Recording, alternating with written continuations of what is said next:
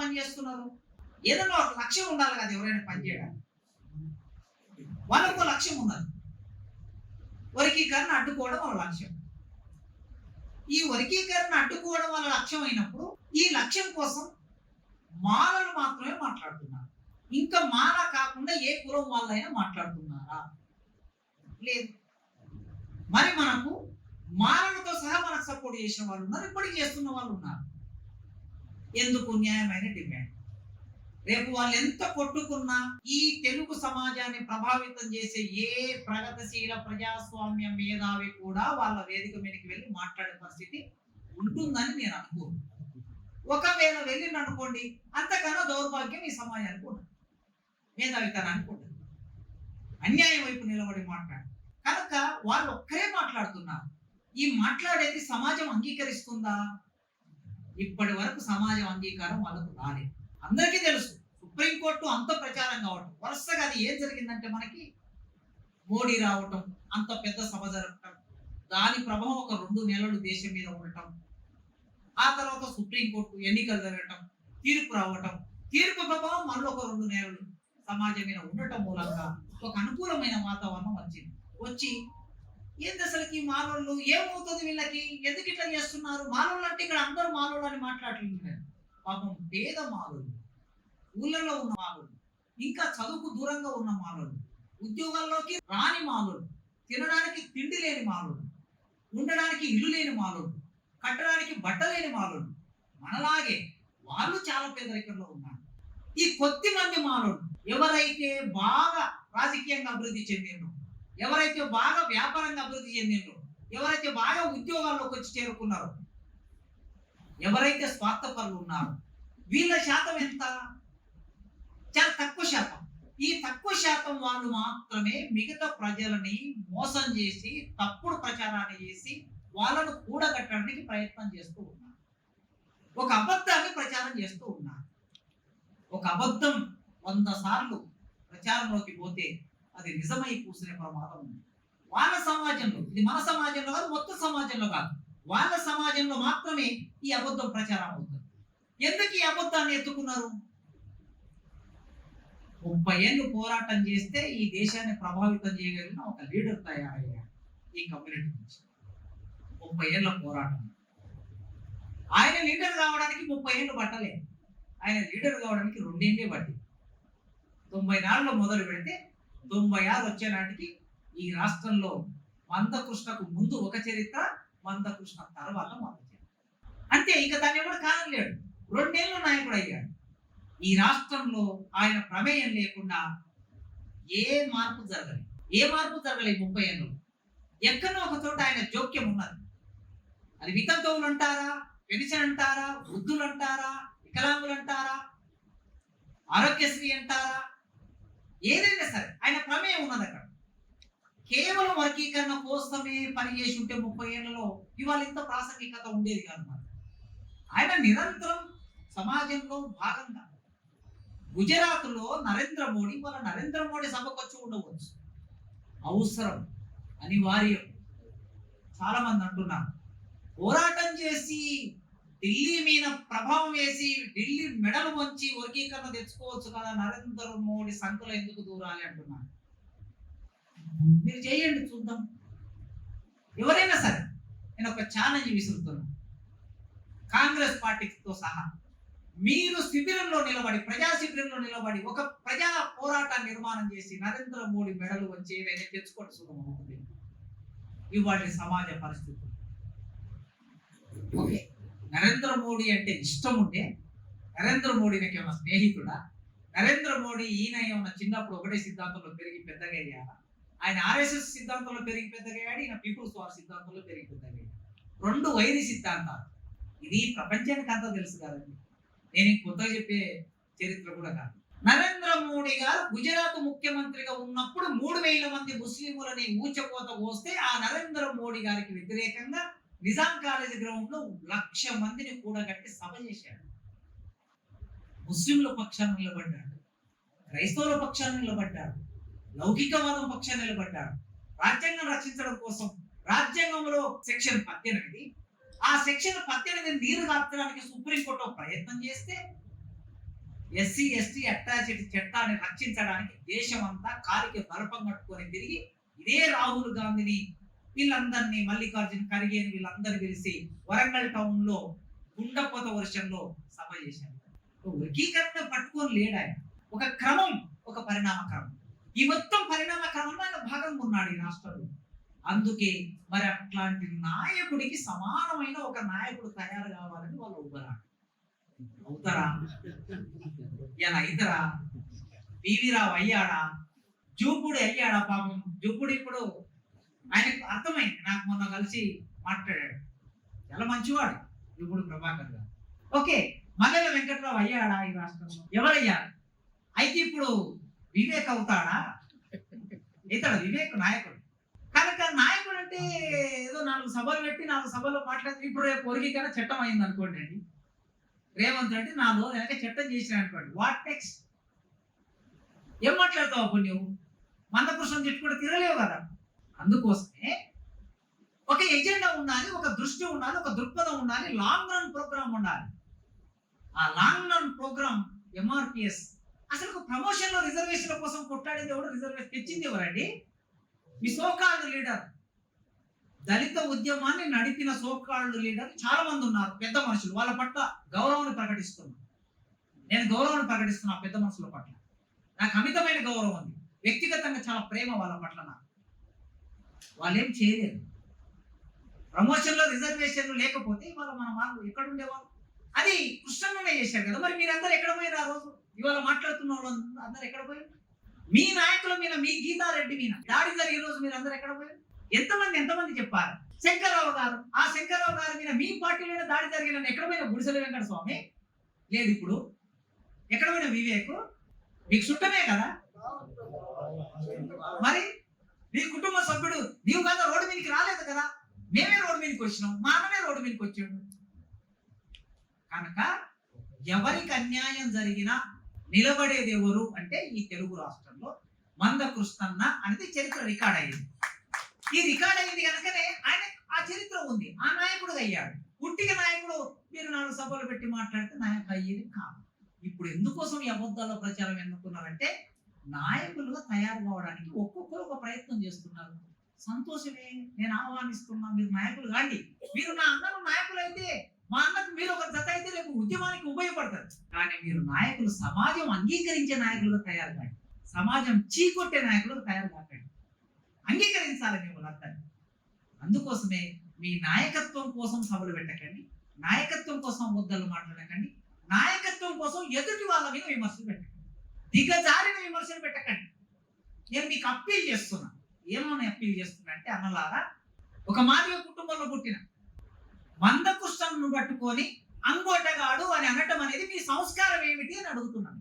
అగ్ర కులాలకి మీకేమన్నా తేడా ఉందా? అగ్ర కులాలు మనల్ని ఏమన్నారు? చదువు రాదు, రాయడం రాదు, మాట్లాడడం రాదు అని అన్నారు కదా. నీవు మరి అదే మాట మాట్లాడుతుంటే నీ నోటి నుంచి, నా అన్నగా నీ నోటి నుంచి ఆ మాట వస్తుంటే నేను ఏమనుకోవాలి? మనిషిని అవమానించే ఈ సంస్కృతి ఎక్కడిది? ఈ సంస్కృతి ఎక్కడ ఉంది అంటే బ్రాహ్మణీయములో ఏ మనిషిని బ్రాహ్మణీయం సరిగ్గా చూడదు. మన ధర్మం ఏ మనిషిని సరిగ్గా చూడదు. ఎక్కువ తక్కువ చెప్తుంది, అసమానతలు సృష్టిస్తుంది. నువ్వు కింద కూర్చోవాలి, నేను పైన కూర్చుంటా.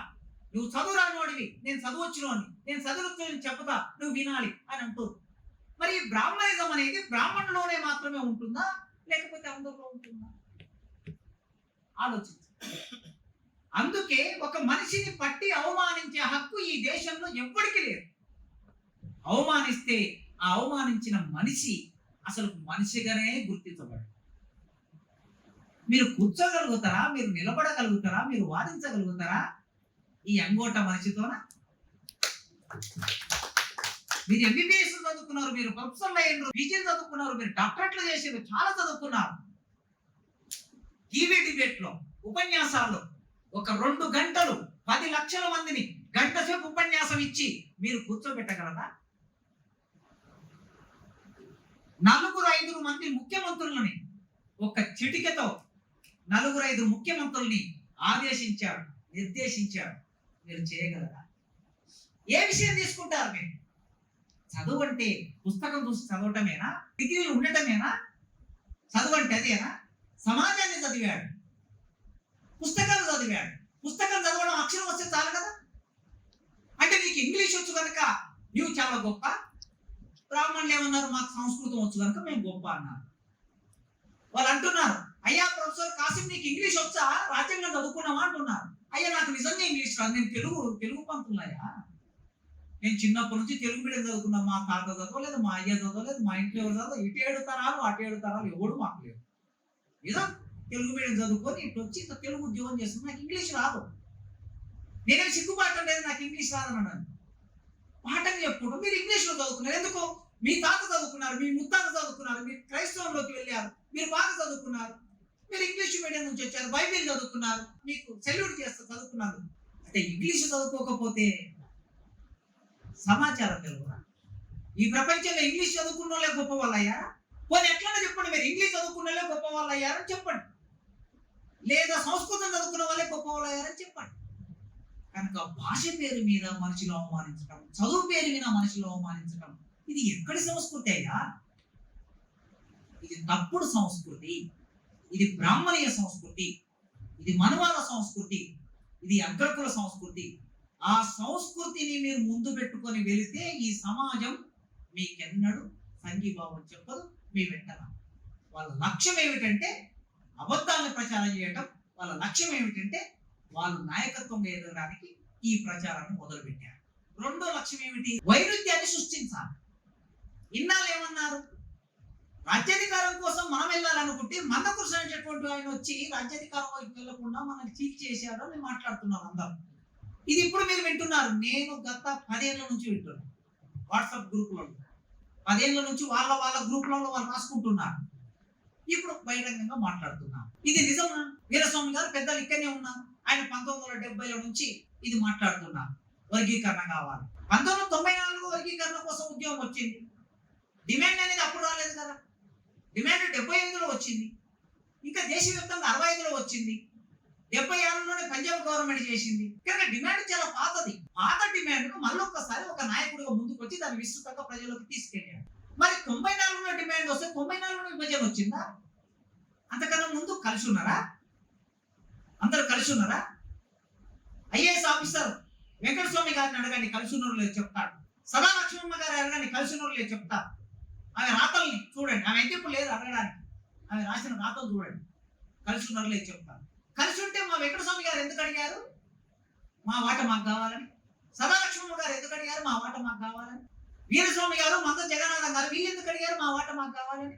వీళ్ళందరూ అడిగిన తర్వాత ఎప్పుడో 94 వచ్చాడు పుష్పన్న అడగడానికి. మరి అప్పుడు కలిసి ఉండి 94లో విడిపోయిందా? లేదు, ఎప్పుడో విడిపోయే ఉన్నారు. విడిపోయి ఉన్నదాన్ని అడిగారు. ఇప్పుడు ఏమంటున్నాం అంటే 1985లో కారంచెడు ఉద్యమం జరిగింది, 91లో చుండూరు జరిగింది. ఈ 2 ఉద్యమాలు ఎంత చైతన్యం తీసుకొచ్చాయంటే మాల మాదిగల్ని మొత్తం డైరెక్ట్ గా వెళ్ళి సీఎం కుర్చీలో కూర్చోనేంత చైతన్యం తీసుకొచ్చాయి. దానికి మేమే నాయకత్వం వహించాం అంటే మాల. ఓకే, మీరే నాయకత్వం వహించారు, మేము కాదంటున్నామా? కత్తి పద్మారావు గారి నాయకుడు, మాకు ఆనాటి నాయకుడు ఆయన్నే. వద్యతలకే మా నాయకుడు. మేము అంగీకరిస్తున్నాం, మీ ఉదారత్వానికి అంగీకరిస్తున్నాం, మీ గొప్పతనానికి సెల్యూట్ చెప్తున్నాం. తారకమ్మ గారు హైకోర్టులో మంచి పొజిషన్ ఇస్తామంటే వద్దనుకొని ఉద్యమంతో నిలబడ్డాడు. ఎస్, పద్మనాభ గారు లక్షల ఉద్యోగాన్ని వదిలేసి ఉద్యమంతో నిలబడ్డాడు, జైలుకు వెళ్ళాడు. వీరస్వామి గారు కూడా ఉద్యమంలో భాగంగా ఉన్నారు. మేము కాదంటలేము, ఆ నాటికి మీరే మా నాయకులయ్యా. అయిన తర్వాత మరి బిఎస్పీ పార్టీ వచ్చింది. బిఎస్పీ పార్టీ వచ్చిన తర్వాత ఎన్నికలు వచ్చాయి.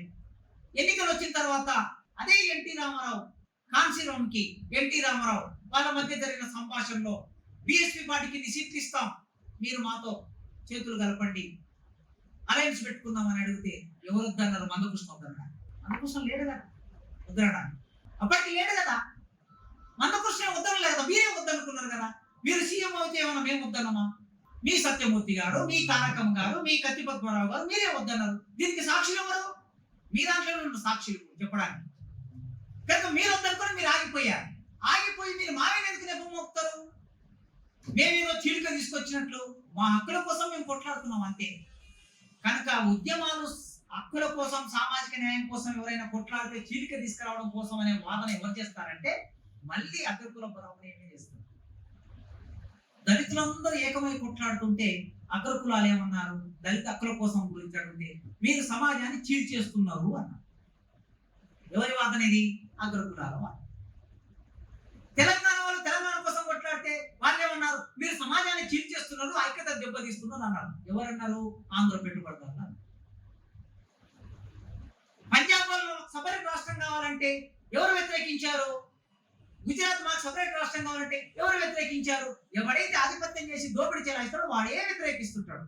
మరి మా మాట మాకు కావాలనుకున్నప్పుడు మీరు వెంటనే 94 జూలై 7వ తారీఖు నాడు ఇది మొదలు కాగానే మందకృష్ణను ఆ 20 మంది యువకులు పిలిచి కూర్చోబెట్టి మాట్లాడి, ఒరే నాయన ఎందుకు ఏం కావాలని చెప్పు, కూర్చొని మాట్లాడుకుందాం, పద ముఖ్యమంత్రి దగ్గరికి వెళ్ళి డివైడ్ చేసుకుందాం, మేమే రాసిస్తాం అని అంటే అయిపోయేది కదా. జూలై 7 నాడు వచ్చింది 94, జూలై 8వ తారీఖు నాడు కూర్చోబెడితే జూలై 10వ తారీఖు నాడు అయిపోయేది కదా. మేమా కారణం? అదే కదా. మీరు పోటీ సభలు పెట్టారు, పోటీ సంఘాలు పెట్టారు, పోటీగా నడిపించారు. మా హక్కుల కోసం న్యాయం కోసం మేము కొట్లాడినాం కదా. ఇందులో అన్యాయం ఏముంది? విభజన ఎవరు తీసుకొచ్చారు? ఇప్పుడు ఏమంటున్నారంటే తీర్పు సులభంగా రాబోతుంది అనుకుందాం, కాసేపు తీర్పు వచ్చింది, చట్టం రాబోతుంది. ఇప్పుడు చట్టం వస్తే మందకృష్ణ ఎక్కడ ఒక ఐకాన్గా మారిపోతాడో, మాలలు కూడా మందకృష్ణ అంటే ఎక్కడ పోతారో, అందుకోసమే మాలల్ని మందకృష్ణ అంట వెళ్లకుండా మాలల సామాన్య మాలల్లో ఒక విష ప్రచారాన్ని నింపడానికి ఈ పిడికుడు మంది కోరుతున్నారు. ఇది రెండో లక్ష్యం. ఇప్పుడు వాళ్ళకి నాయకుడు ఎవరు చెప్పండి? ఆ ప్రజలు వాళ్ళు ఎంట పోవడానికి రేపు మాలల మీద ఎక్కడైనా అగ్రకులాల దాడి చేస్తే రోడ్డు మీద వెళ్ళి నిలబడేది ఎవరు? పోరాటం చేస్తే ఎవరు? ఇప్పుడు రెడ్డి ప్రభుత్వం అనుకుందాం కాసేపు. ఈ రెడ్డి ప్రభుత్వం గ్రామాల్లో మా మీద మాలల మీద దాడులు చేస్తే ఈ వివేక్ వచ్చి నిలబడతారండి? చెప్పండి. ఈ నాగరాజు వచ్చి నిలబడతాడా? చరిత్ర ఉందా? పోని ఇప్పుడు నిలబడతాడానికి ఎప్పుడన్నా నిలబడిన చరిత్ర ఉందా నీకు? నిలబడలేవు. ఎన్నడన్నా నిలబడ్డావా నీవు? కనుక రేపు ఎవరు నిలబడాలి? మన మందకృష్ణ నిలబడాలి. అందుకోసమే మాలలు కూడా ఈయన వైపే, మాదిగలు ఈయన వైపే అయినప్పుడు ఎవరు నాయకుడు అవుతాడు? దళిత నాయకుడు మందకృష్ణ అవుతాడు. మందకృష్ణని అట్లా నాయకుడిగా చేయకుండా ఉండడానికి మాల ప్రజలని విషతుల్యం చేస్తున్నారు. ఇది వాళ్ళ రెండో లక్ష్యం. ప్రభుత్వం మీద ఒత్తిడి చేయటం మూడో లక్ష్యం. మొదలు అనుకున్నట్లు మనం వాళ్ళు ఏమిటంటే వాయిదా వేయాలి, సాధ్యమైనంత వరకు వాయిదా వేయాలి. అవకాశం ఉంటే లేకుండా జరగకుండా, చట్టం జరగకుండా, చట్టం రాకుండా చూడాలి. అందుకే చాలా జాగ్రత్తగా వీరస్వామి గారు చెప్పారు కదా. నేను ఒక రోజు మందకృష్ణ మన 5 మంది ఎమ్మెల్యేలు వెళ్ళి కలిశాను. తీర్పు రాగానే గంట సేపు మాతో సీఎం గారు మాట్లాడారు. చేస్తా, నా మీద నమ్మకం పెట్టాడు. కృష్ణన్న, నేను నీ కోసం చేయడం లేదు, నా పార్టీకి ఏదో వస్తుందని కూడా నేను చేయను. నువ్వు బీజేపీకి సపోర్ట్ చేసినావు తెలుసు నాకు. రేపు కూడా నువ్వు బీజేపీకి సపోర్ట్ చేసినా నాకేం ఇబ్బంది లేదు, నాకేం బాధ లేదు. నేను మాదిగ ప్రజల కోసం చేయదలుచుకున్నా, న్యాయం ఉంది కనుక చేయదలుచుకున్నా. నేను చిన్నప్పటి నుంచి మాదిగలతో కలిసి పెరిగిన మా ఊళ్ళో నేను చేస్తాను. కాకపోతే వేగంగా చేసేది నిదానంగా చేస్తా కావచ్చు. చేస్తానని మాటిస్తున్నా, చేస్తాను. నేనేం పదవి కోసం కూడా నేను భయపడటం లేదు. రేపు మీ కోసం చేస్తే అరే పలానా ముఖ్యమంత్రి మాకు చేసేట్టు కనుక తెలంగాణలో కూడా వర్గీకరణ ఎవరు చేశారంటే రేవంత్ రెడ్డి చేశారని నాకు ఉండాలన్నా అన్నారు. సరే, ఆయన మాట మీద ఒక నమ్మకం చేస్తాడని అనుకుందాం. అయితే ప్రభుత్వాలు అనుకున్నప్పుడు, నాయకులు అనుకున్నప్పుడు, ముఖ్యమంత్రులు అనుకున్నప్పుడు మాటల మీద నిలబడతారనడానికి గ్యారంటీ ఏం లేదు. నాకు ఆ భయం కూడా ఉంది అక్కడ. అందుకోసమే మన ప్రయత్నాన్ని, మన ఉద్యమాన్ని మనం చేయాలి. ఆయన స్పష్టంగా చెప్పాడు, మీరు చేసుకునేది మీరు చేసుకోండి, మీరు దేనికోసం ఒకదానికోసం మీరు ఆగవలసిన అవసరం లేదు చెప్పాడు. సోనియా గాంధీ గారిని కలవండి, రాహుల్ గాంధీ గారిని కలవండి, అందరినీ కలవండి.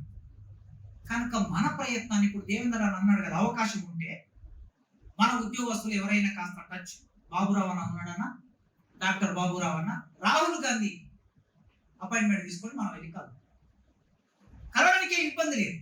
కనుక మన ప్రయత్నం వల్ల మనం చేయాలి. ఎందుకంటే వాళ్ళు ఒత్తిడి పెట్టినట్లు మన వైపు నుంచి కూడా ఒత్తిడి ఖచ్చితంగా ఉండవలసిందే. ఇక ఈ ఐక్యత చాటాలి అనే ఒక ప్రధానమైన అంశం ముందుకు వచ్చినప్పుడు వాళ్ళ అధికారులు, వాళ్ళ ఉద్యోగులు, వాళ్ళ రాజకీయ నాయకులు వీళ్ళే చేస్తున్నారు. ఎంత ఐక్యంగా ఉండదో మీరు గమనించండి మిత్రులారా. మనం నేర్చుకోవాలి. ఎదుటి వాళ్ళు ఏం చేస్తున్నారో చూసే ఒకసారి మనం నేర్చుకోవాల్సి వస్తుంది. నేను మొన్న ఒక వీడియోలో చూశాను, అది సూర్యాపేటలో ఎక్కడో జరిగింది. ఒక 5-6 మంది స్త్రీలు వేదిక మీద ఉన్నారు. ఎంఆర్ఓ, ఎండిఓ స్థాయి అధికారులు వచ్చి వేదిక మీద కూర్చున్నారండి. మరి మీ ఎంఈఎఫ్ లో ఎంతమంది మహిళలు నాకు తెలియదన్నా? మన వేదిక మీద ఒక్కరు కూడా ఉండట్లేదు మహిళలు. వాళ్ళకి అంత ఐక్యత వచ్చింది. ఎక్కడో ఇంట్లో ఉండి ఏనాడు రాడు బయటికి రానటువంటి ఒక ఎండిఓ ఎంఆర్ఓ స్థాయిలో ఆర్టీఓ స్థాయిలో ఉన్న ఒక ఉమెన్ వచ్చి వేదిక మీద కూర్చున్నారు. వాళ్ళ అధికారులు వచ్చి గ్రూప్ వన్ స్థాయి అధికారులు వచ్చి వేదిక మీద కూర్చుంటున్నారు. జర్నలిస్టులు వచ్చి వేదిక మీద కూర్చుంటారు. కడుపులో ఉన్న వాళ్ళందరూ బయటకు వస్తున్నారు. ఇన్నాళ్ళు ఎవరు మాట్లాడలేదు. ఇన్నాళ్ళు విప్లవకారులు మనకు పోజిచ్చారు, అభ్యుదయవాదులు మనకు పోజిచ్చారు, ప్రజాస్వామికవాదులు మనకు పోజిచ్చారు, మేము అందరికీ నాయకులు అని పోజిచ్చారు. కానీ అసలు సమస్య ముందుకు వచ్చినప్పుడు మేము మారాలి అని బయటపడుతున్నాం. సంతోషమే, నీ కులం పేరు చెప్పుకోవడం తప్పేం కాదు. నేను విప్లవ రచయితల సంఘంలో సభ్యుడినండి.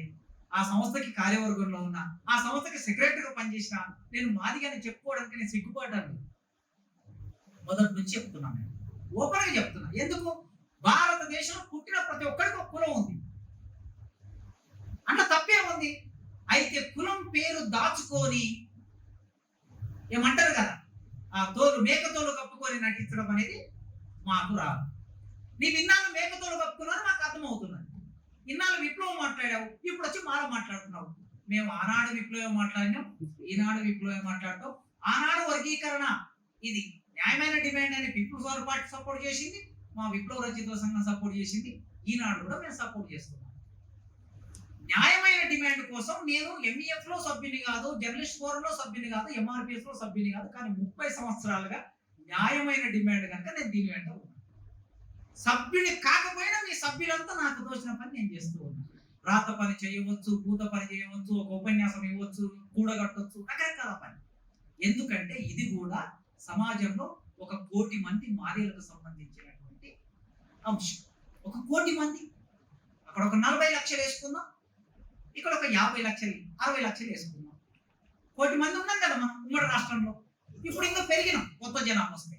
అందుకోసమే వాళ్ళ మధ్యన ఐక్యత ఎట్లా వస్తుందో ఒక్కసారి మనం గమనించి మన కలుగులో ఉన్న వాళ్ళని, మన రకరకాలు ఉన్న వాళ్ళని బయటికి లాగకపోతే కష్టం. పైగా మనకు సికండీలు తయారయ్యారు మన దాంట్లో. పాపం మనకి బైబిల్లో ఒక సూక్తి ఉంటుంది, మీరు చదివినోళ్ళు మీకు చాలా ఎక్కువ తెలుసు. నేను ఎప్పుడో చదివాను చిన్నప్పుడు. వారు ఏమి చేస్తున్నారో వారు ఎరగరు. ఎవరు? ఈ పిడికెడు మంది మానవులు ఎరగరు, మన మాదిగలో ఉన్నటువంటి ఈ 2-3 వాళ్ళు కూడా ఎరగరు. కనుక పాపులు పరిశుద్ధాత్మ గల ఓ నా ప్రభువా వాళ్ళని మన్నించు.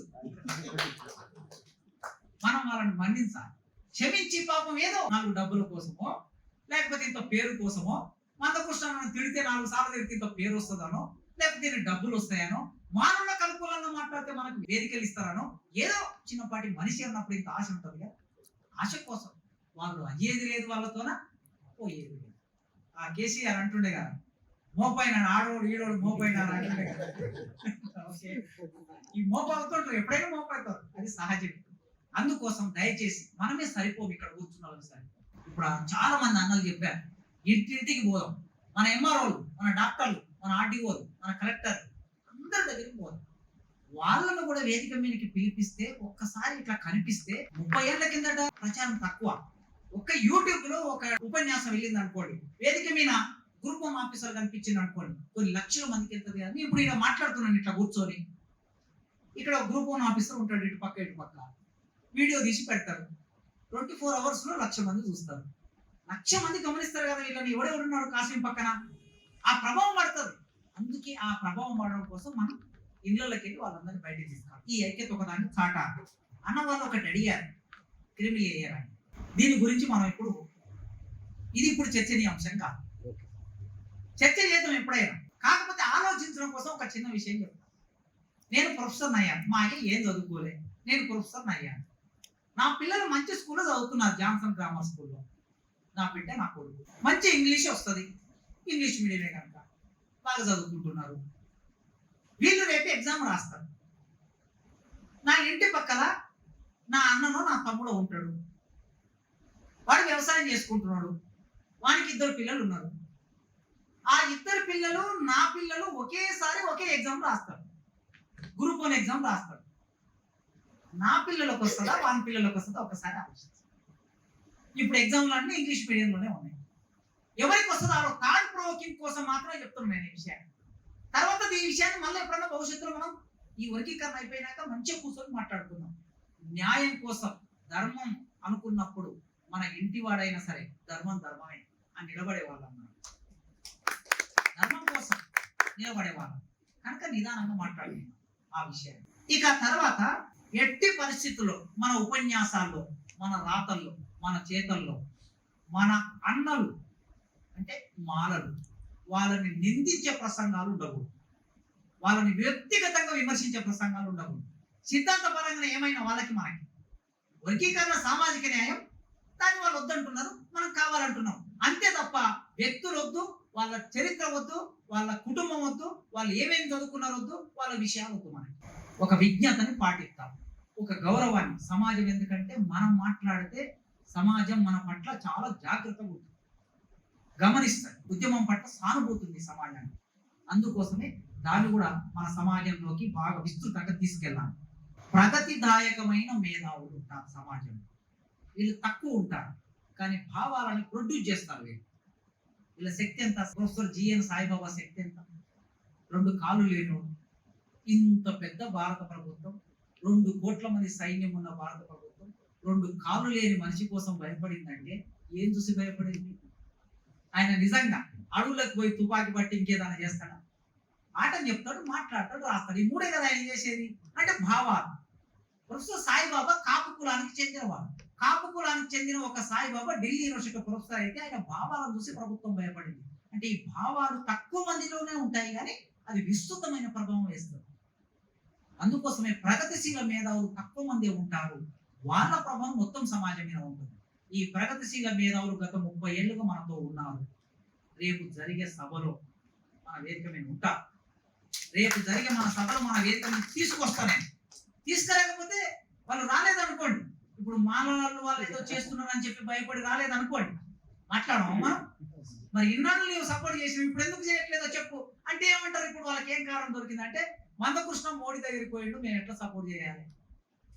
మందకృష్ణ సపోర్ట్ చేయ, మందకృష్ణ వ్యక్తిగతంగా సపోర్ట్ చేయ, కానీ ఇంట్లోకి ఏం డబ్బులు ఇవ్వకు, ఆయన బిడ్డకు ఉద్యోగం ఇవ్వకు. మాదిగ ప్రజలు న్యాయమైన డిమాండ్ కాదా? ఆయన కోసం ఆయన కాలు పట్టుకున్నాడు అనుకుందాం. అసలు తెలంగాణ ఏర్పడాలి, కేసీఆర్ బొంత పురుగును ముద్దాడతా అన్నాడు.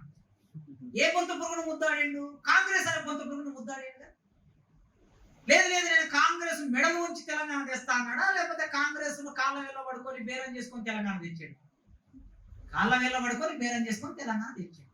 మరి ఈయన కూడా కాళ్ళ వేళ్ళ పడి అక్కడ ఉన్నటువంటి ఆయన మతోన్మాద ప్రభుత్వం నీకు అనిపిస్తుంది, నాకు అనిపిస్తుంది. కేంద్రాన్ని పరిపాలిస్తున్నటువంటి ప్రభుత్వం మతోన్మాద ప్రభుత్వం.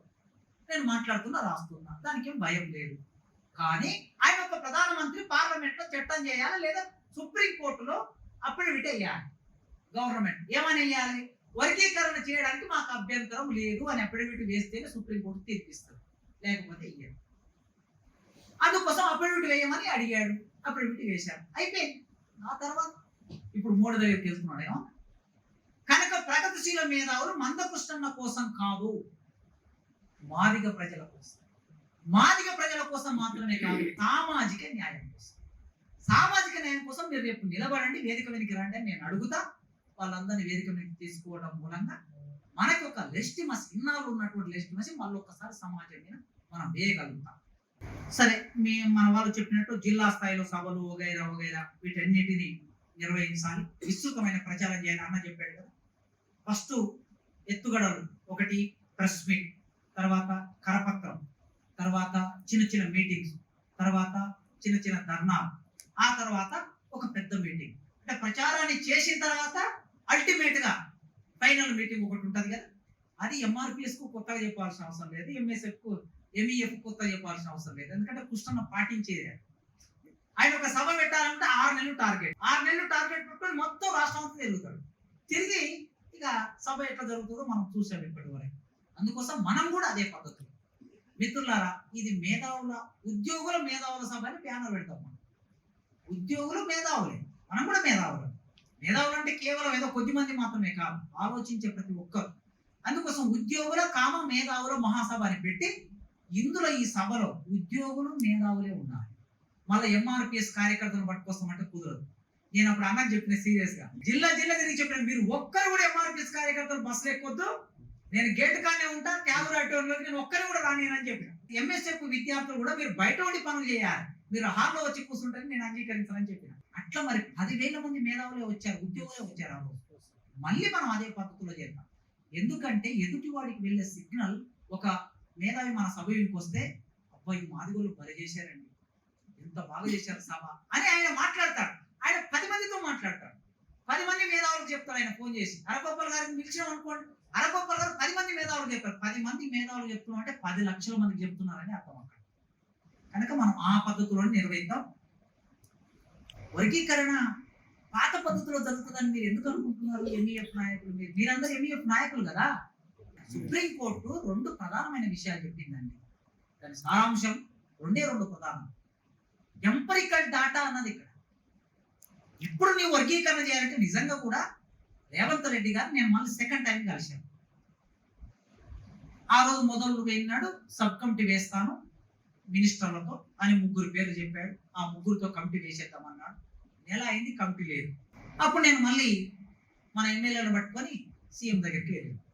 2 ఎమ్మెల్యే మేము ఇక్కడనే వెయిట్ చేస్తున్నాం రాండి అన్నాడు.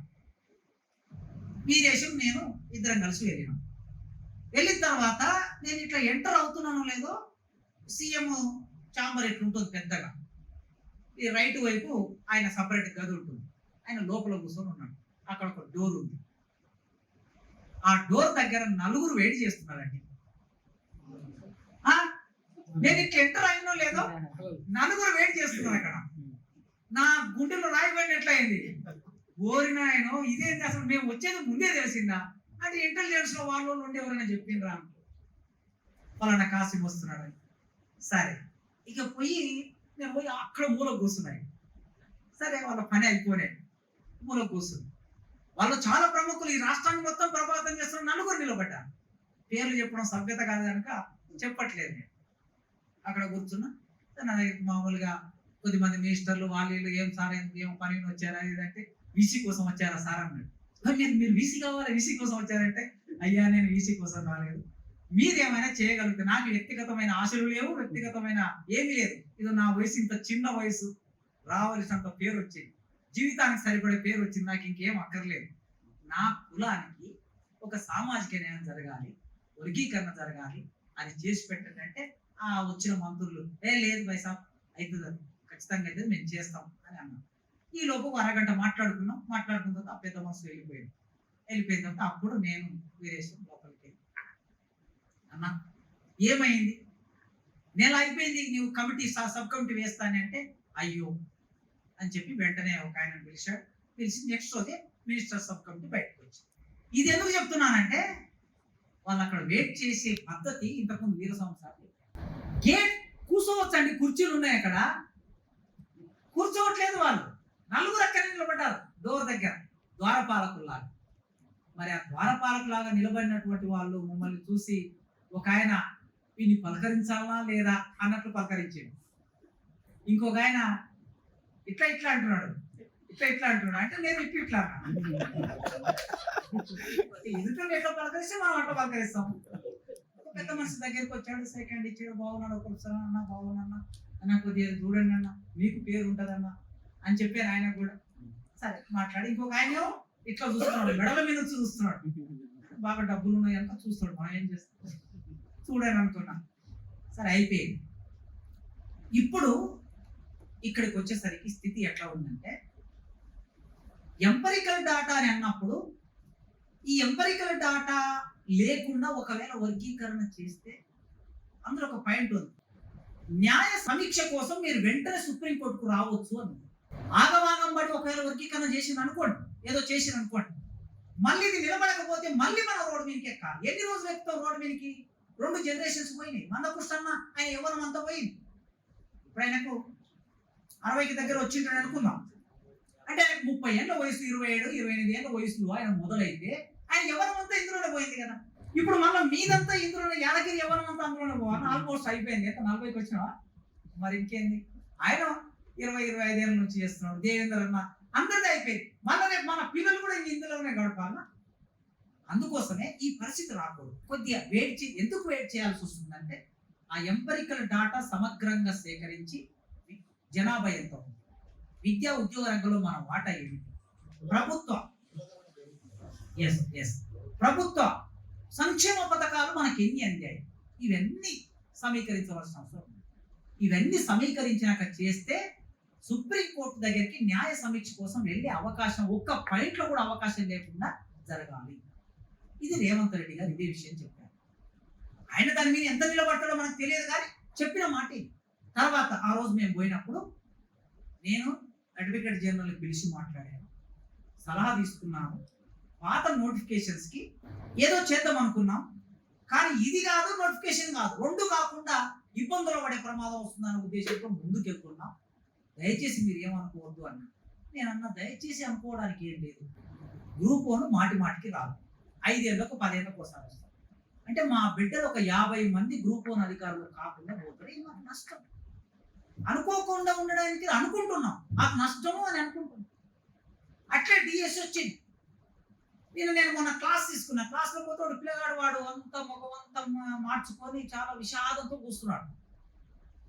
ఏమిరా బాబు ఏమైందిరా అంటే, ఉద్యోగం రాలేదు సార్ అన్నాడు. డిఎస్ వాడు 3 నెలలు కష్టపడి చదువుకున్నాడు, ఎంఏ సెకండ్ ఇయర్ పిల్లవాడు, నల్గొండ జిల్లా. ఎందుకు రాలేదు అంటే, సార్ ఒక 0.5 మార్కులు తక్కువ వచ్చినాయి.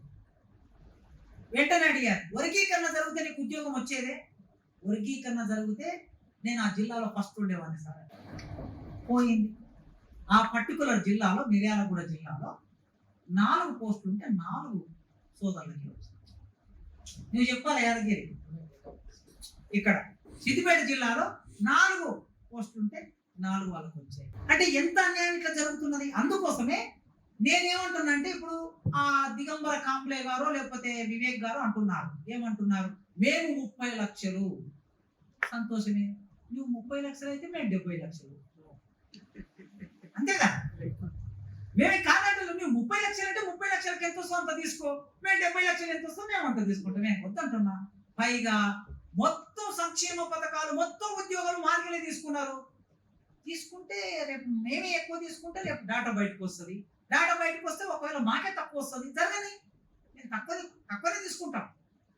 మాది కానిది మేము అడగం, మాది అయ్యింది మేము వదిలిపెట్టాం. మేము అన్యాయంగా చేస్తున్నాం కాదు కదా. ఒకవేళ మేము జనాభా నీవు 70 లక్షలు మేము 30 లక్షలు ఉన్నాం అనుకో, మాకు అంతే ఇయ్యి, 6%, 5%, 3% అంతే ఇయ్యి, నేనే వద్దంటలేను. అంటే ప్రభుత్వం చేసే లెక్కలు కొద్దిగా తప్పు ఉండొచ్చు, ఆ తప్పు ఎంత ఉండొచ్చు, 1,00,000 ఉండొచ్చు, 50,000 ఉండొచ్చు, 60,000, 70,000 ఉండొచ్చు. కానీ ఒకటేసారి మీరు 2011 జనాభా లెక్కల ప్రకారం 15 లక్షలు ఉన్న వాళ్ళు 30 లక్షలు అవుతారా? ఎట్లయితారు? మేము 32 లక్షలు ఉన్న వాళ్ళము మేమేమో 15 లక్షలు అవుతామా? కాదు కదా. 32 లక్షలు ఉన్న వాళ్ళు 30 కావచ్చు, నువ్వు 15 ఉన్నావు, ఒకవేళ నీకు ఒకవేళ సరిగ్గా లెక్కలు చేయకపోతే నువ్వు 16 లక్షలు కావచ్చు. అంతేగాని ప్రభుత్వం తప్పు చేసింది అంటే, ప్రభుత్వం తప్పు చేసే అవకాశం ఎవరికి ఎక్కువ ఉంటుందంటే, ఎవడు బాగా చదువుకున్నాడో, ఎవడు అధికారంలో ఉన్నాడో, ఎవడు ఆఫీసర్లో ఉన్నాడో, ఎవడు జనాభా గణనలో పాల్గొన్నాడో వాడు తప్పు చేసే అవకాశం ఉంటుంది. ఆ లెక్కలు చూస్తే 2011 జనాభా లెక్కల్లో మా కులం వాళ్ళు పాల్గొనడం తక్కువనే. మీరే కదా ఎక్కువ మంది ఉద్యోగులు మీరైన వాళ్ళు ఏం రాసి ఉండొచ్చు, మాది వాళ్ళని కూడా మానవులను రాసి ఉండొచ్చుగా. అదే ప్రశ్నిస్తాం. అందుకోసమే జనాభా లెక్కలు బయటికి రాని, మేమే ఎక్కువ తీసుకుంటే మాకే తక్కువ రాని, మేము వద్దంటాం. ఇట్లా అన్ని ప్రాసెస్ లో జరిగేదంతా, తెలంగాణలో వర్గీకరణ అవసరం లేదు, తెలంగాణలో మాదిగలు ఎక్కువ ఉన్నారు అనేటోళ్ళు ఎవరైతే ఉన్నారో, తెలంగాణలో వర్గీకరణ అవసరమే. ఎందుకు అవసరం అంటే, మాదిగలు ఎక్కువ ఉన్నంత మాత్రాన మాదిగలకు ఎక్కువ ఉద్యోగాలు రాలేదు. అట్లంటే ఉస్మాన్ యూనివర్సిటీలో నా తమ్ముడు ఉపేందర్ ఉన్నాడు ఇక్కడనే. ఉస్మాన్ యూనివర్సిటీలో మేము 18 మంది ఉన్నాం, వాళ్ళు 45 మంది ఉన్నారు. ఏమిటి లెక్క? తెలంగాణలో లేదా ఉస్మాన్ యూనివర్సిటీ? పాకిస్తాన్లో ఉందా? తెలంగాణలోనే ఉంది కదా. మీకు అన్ని యూనివర్సిటీ లెక్కలు చెప్పగలను, ఎక్కడ కూడా మనలో లేరు ఎక్కువ, 1% ఒక్క మనిషి కూడా ఎక్కువ లేరు మనం. అందుకోసము అది గ్రూప్ 1 అయినా గ్రూప్ 2 అయినా, ఈవెన్ డిఎస్. నేను ఏమనుకుంటే, నాకు ఒక భ్రమ ఉండేది, డిఎస్సిలో మన పిల్లలు బాగా చదువుతున్నారు, మాదిగ పిల్లలు కొద్దిగా మనలోకి ఎక్కువ వస్తాయి కావచ్చు అనుకున్నా. కానీ ఇప్పుడు డాటా చూస్తే ఈవెన్ డిఎస్సిలో, ఈవెన్ కానిస్టేబుల్ పోస్టులలో కూడా మనలోకి రాలేదంటే మిత్రులారా, ఇక పై ఉద్యోగాలు మనకు వస్తాయని ఎట్లా నమ్మకం?